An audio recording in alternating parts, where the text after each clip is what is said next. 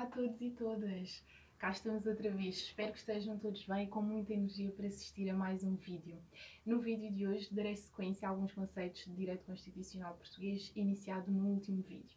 Para os mais atentos, não consegui no vídeo anterior abordar as três últimas temáticas, mas hoje darei sequência. Portanto, começarei por abordar regiões autónomas, depois a atuação dos órgãos de soberania, que inclui os atos legislativos, e a noção de leis de valor reforçado. As temáticas mais recentes serão, portanto, o procedimento legislativo, competências legislativas do Governo e, por fim, o poder legislativo das regiões autónomas. Sem mais delongas, vamos lá começar. Muito bem. Pegando no primeiro ponto, as regiões autónomas, importa referir que este regime está previsto nos artigos 225 e seguintes da Constituição da República Portuguesa. Aqui importa reter que os órgãos particulares das regiões autónomas não são órgãos de soberania. Esses são os constantes no artigo 110 da Constituição da República Portuguesa, mas são órgãos constitucionais, estando submetidos pela CRP, bem como a uma lei da Assembleia da República que tem o conjunto de normas que se aplicam às regiões autónomas e que concretizam e desenvolvem a CRP, isto também consagrado no Estatuto Político-Administrativo previsto no artigo 226. Destes órgãos devemos então identificar, primeiro, a Assembleia Legislativa Regional, previsto no artigo 231, em que é importante reter que, quando há eleições legislativas para a Assembleia da República, os cidadãos recenseados nas regiões autónomas elegem deputados a ter assento na mesma, mas elegem também os deputados com assento na Assembleia Legislativa Regional. Por outro lado, temos o Governo Regional, que é politicamente responsável pela Assembleia Legislativa. Por outro lado, o Presidente do Governo Regional, em vez do Primeiro-Ministro, e ainda os secretários do Governo Regional, em vez de ministros, e, por fim, os representantes da República, que são nomeados e exonerados pelo Presidente da República, nos termos do artigo 230 da CRP. Substitui, portanto, o Presidente da República num conjunto de poderes que lhe são atribuídos, desde poder enviar decretos legislativos regionais para o TC, para apreciação, e depois o direito de veto dos mesmos, ou então assinatura, e ainda nomear o Governo Regional previsto nos termos do artigo 231, aliás, número 3 da CRP. Assim, quem tem poder para dissolver a Assembleia Legislativa Regional é o Presidente da República e não o representante da República, uma vez que não tem legitimidade democrática. Agora, quanto à atuação dos órgãos de soberania, que inclui os atos legislativos, previsto no artigo 112 e 166 da CRP, nos termos do artigo 112, é importante reter que se explica os atos legislativos e a distribuição hierárquica dos mesmos. Primeiro ponto, temos o domínio constitucional, em que a aprovação de leis constitucionais pelo Parlamento enquanto Assembleia Constituinte ou nos períodos de revisão constitucional. Segundo, o domínio da legislação, isto é, inclui leis e decretos-leis aprovados pela Assembleia da República e pelo Governo.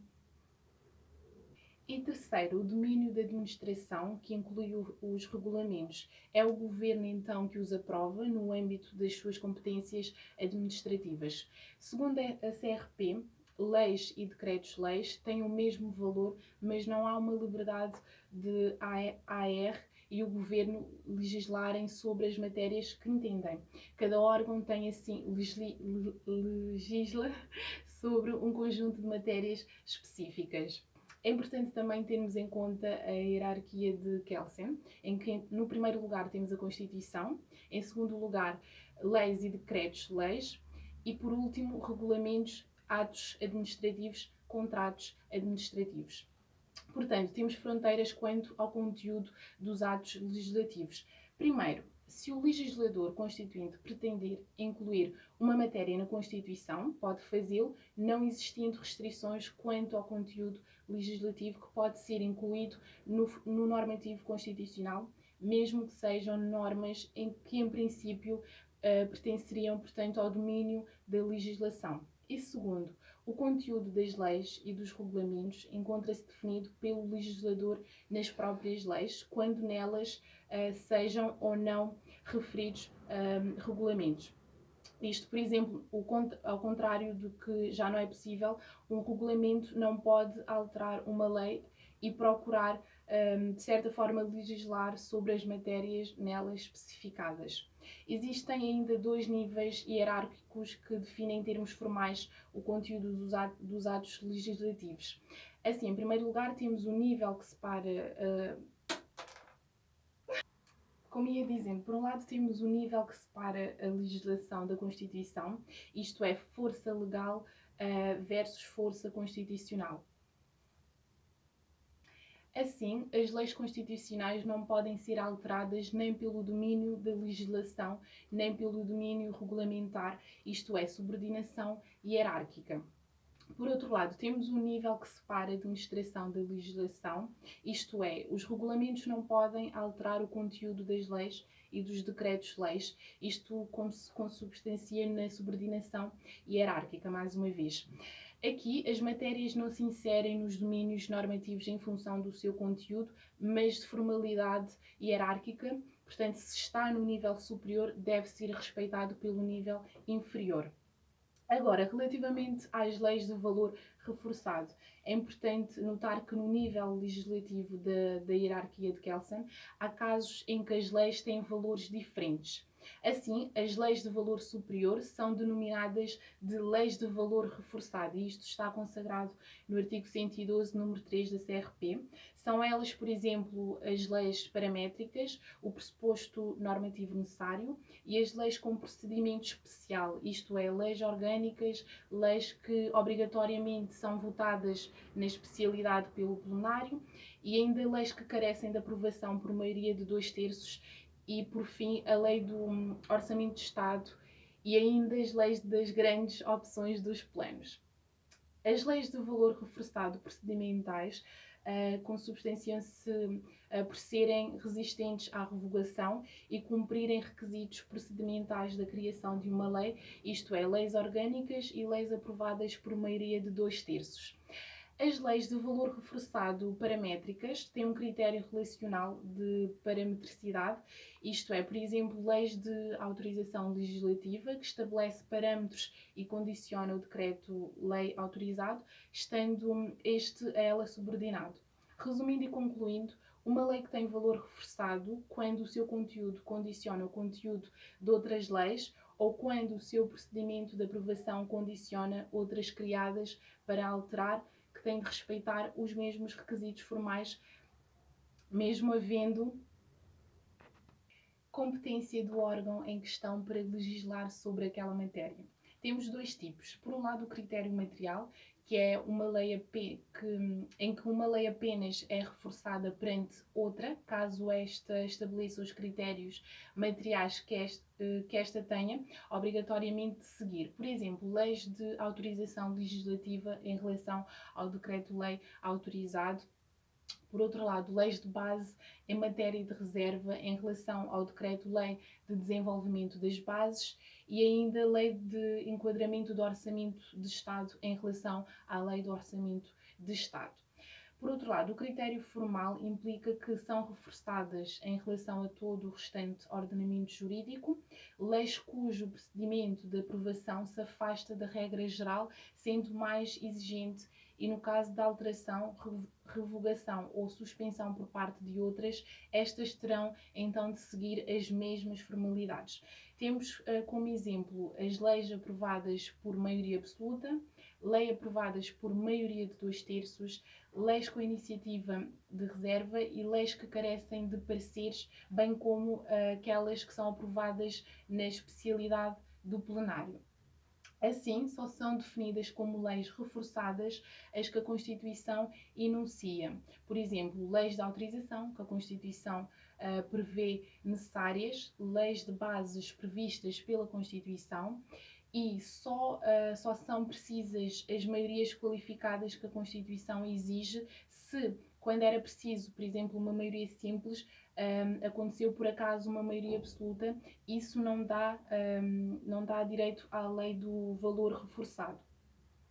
Agora, relativamente ao cavaleiro de lei reforçada, é importante notar que dentro de uma lei de valor reforçado podem encontrar-se incluídas matérias que não são de valor reforçado e devem ser tratadas como tal. Isto é, estar incluídas numa lei com matéria de lei reforçada não as torna, de certa forma, beneficiárias do mesmo regime. São as matérias que a Constituição prevê que têm valor reforçado, não as leis onde elas se encontram.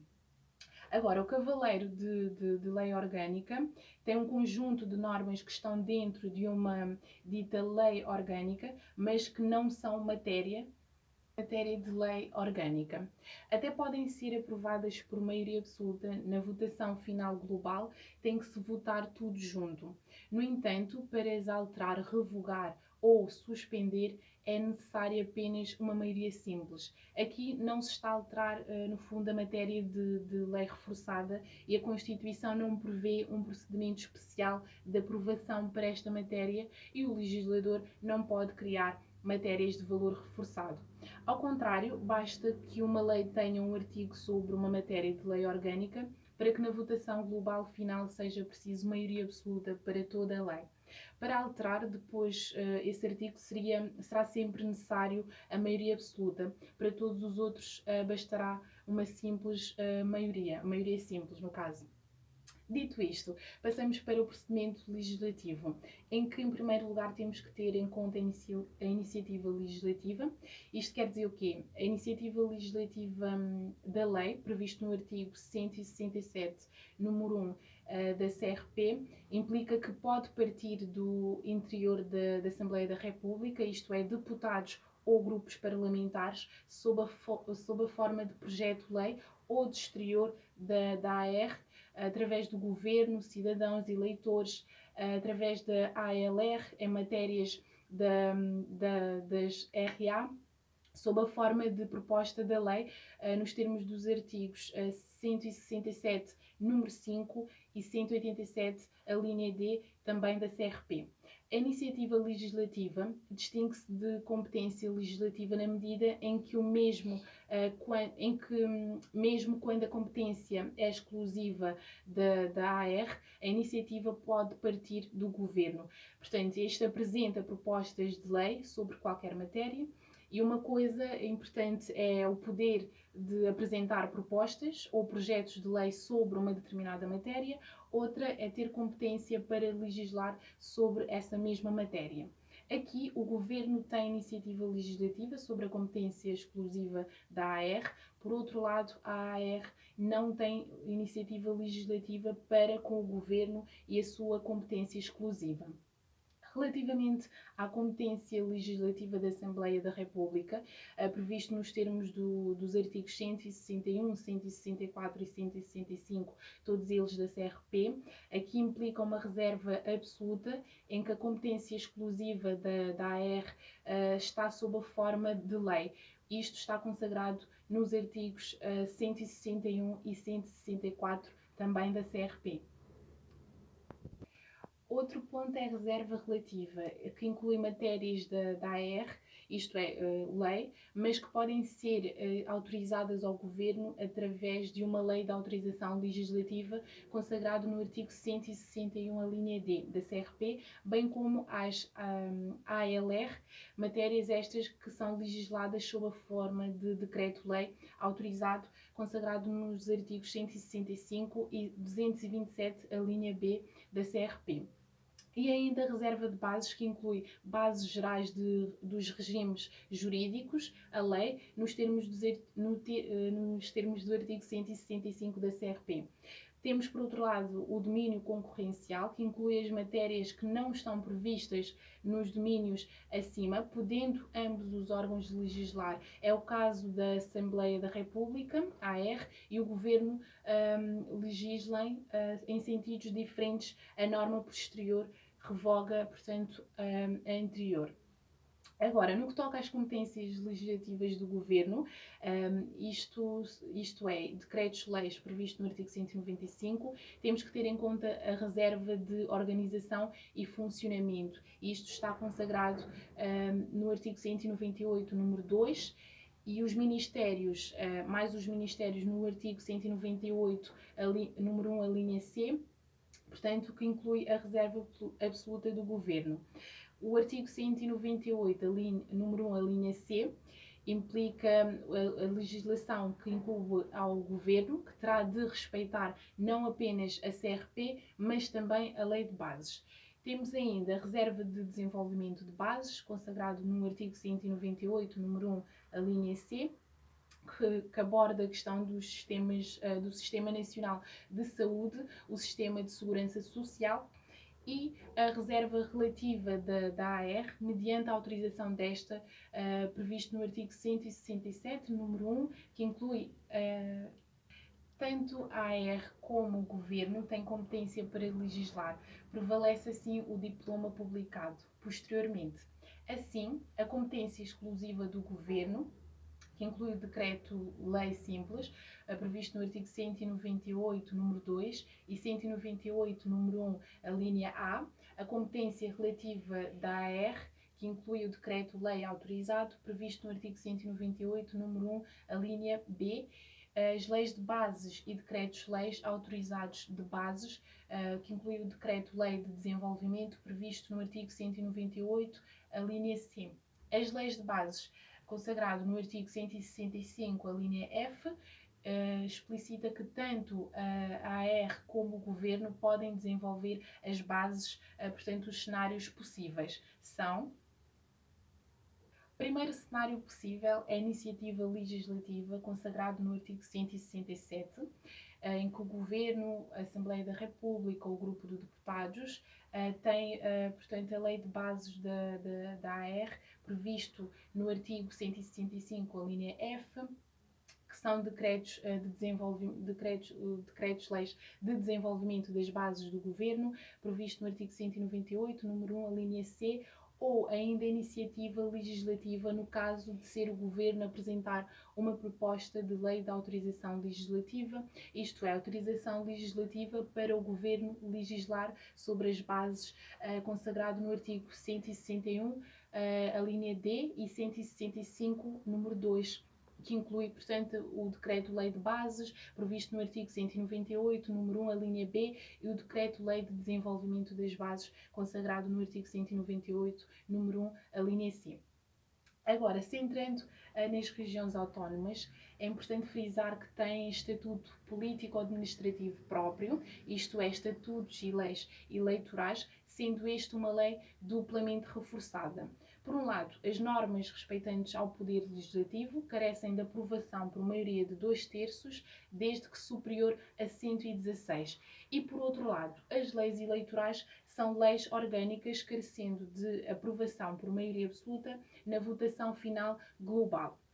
Assim, a ALR tem competência para legislar em matérias de domínio concorrencial, previsto no artigo 227, número 1, a linha A, quando assim definido pelo Estatuto, e também em matérias de reserva relativa da AR, isto é, Assembleia da República, através de lei de autorização legislativa, consagrado no artigo 161, a linha E mediante exceções consagradas no artigo 227, número 1, a linha B.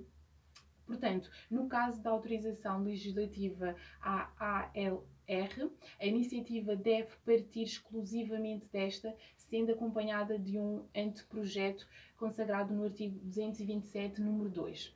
Estas autorizações caducam com o termo da legislatura ou a dissolução da Assembleia da República ou da ALR, previsto no artigo 227, número 3.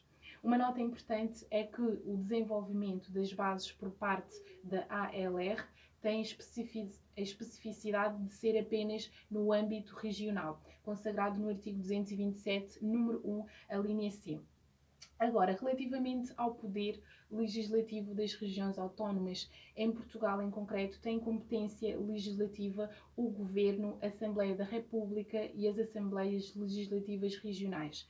Estas últimas exercem uma competência através de decretos legislativos regionais, enquanto que as leis e os decretos-leis incidem sobre todo o país, incluindo as regiões autónomas. Os decretos legislativos regionais têm um âmbito de aplicação, portanto, restrito à respectiva região autónoma.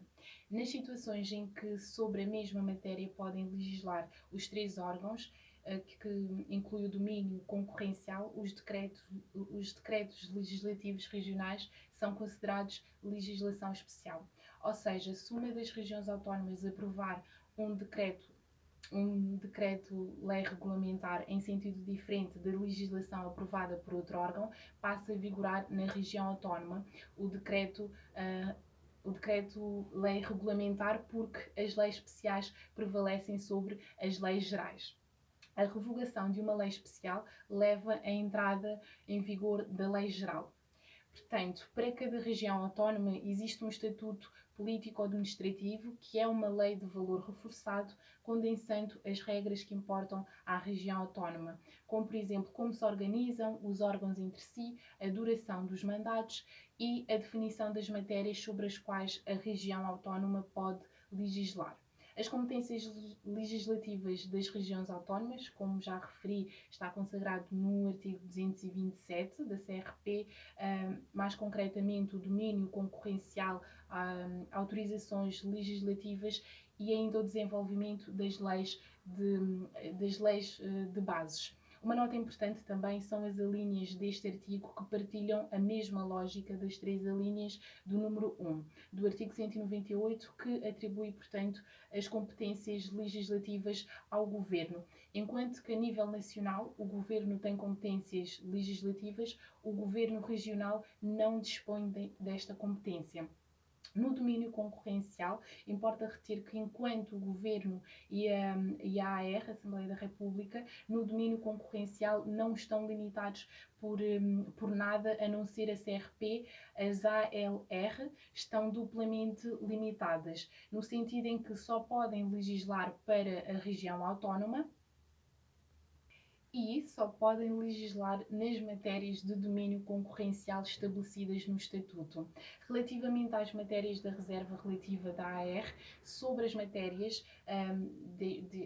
deste órgão estão previstas no artigo 165, em que a AR pode autorizar o Governo a legislar através de decreto-lei autorizado, previsto no artigo 198, número 6, as Assembleias Legislativas Regionais a legislar através de decreto legislativo regional autorizado.